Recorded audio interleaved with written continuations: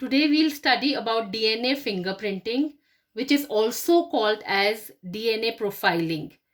Now, it was developed by Alec Jeffreys in 1985. What is DNA fingerprinting? It is a technique by which we can find out the differences and similarities in the DNA of two individuals. Now we know that our DNA that has got certain coding sequences and non-coding sequences. The non-coding sequences of the DNA, they carry certain repetitive sequences, and these repetitive sequences, they are different in different individuals. For example, here we can see person 1 and person 2, and this is the sequence of the nucleotides which is repeated 4 times in one individual and repeated 6 times in the other individual. This is just an example, but the sequences, the repeat, that can be different in different individuals. Now for DNA fingerprinting, what we need to do is we have to separate these repetitive sequences from the bulk DNA. How is it done? It is done by the density gradient centrifugation method. Now what is done in density gradient centrifugation is, when the centrifugation is done, we are going to get two different peaks. The major peak, which is of the bulk DNA, and the satellite DNA. The satellite DNA is basically what we are going to use in DNA fingerprinting. This satellite DNA is it is divided into microsatellite and mini satellite.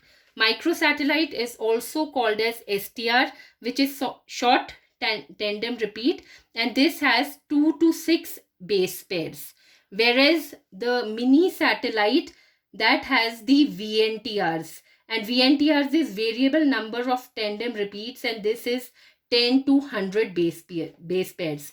The VNTRs, they vary from person to person, and in the VNTRs actually polymorphism is seen. And what is polymorphism? Basically, there is the change in the nucleotide sequence, and this change in the nucleotide sequence, that is seen mainly in the non-coding region, and it keeps accumulating generation after generation, therefore making the individual different. The various steps of DNA fingerprinting, basically they are isolation of the DNA. Now this technique of finding the specific DNA sequences, that was given by Southern. He is a scientist, and he gave the various steps of Southern blotting, and these steps are isolation of the DNA. Now this DNA, it can be isolated from the cells, blood samples, hair, semen, saliva. After the DNA has been isolated, it is digested by using the restriction endonucleases and is broken down into small pieces. After the digestion has been completed by the restriction endonucleases, the separation of the DNA fragment is done by gel electrophoresis. Now, when the DNA is separated by the gel electrophoresis, it is treated with the alkali so that the double-stranded DNA, that is denatured, and we get the single-stranded DNA on the gel. Next step is transferring of the DNA fragments to synthetic membranes. These are also called as the nitrocellulose membrane. Now this membrane, it is kept on the gel and some weight is kept over it.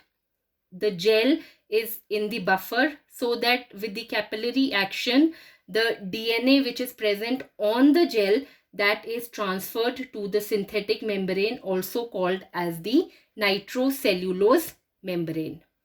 Now this nitrocellulose membrane is taken and it is dipped in a solution containing the radio-labeled VNTR probe, and this radio-labeled VNTR probe will bind with the complementary sequences which are attached to the nitrocellulose membrane, and it will only bind with the sequences which are complementary to the probe.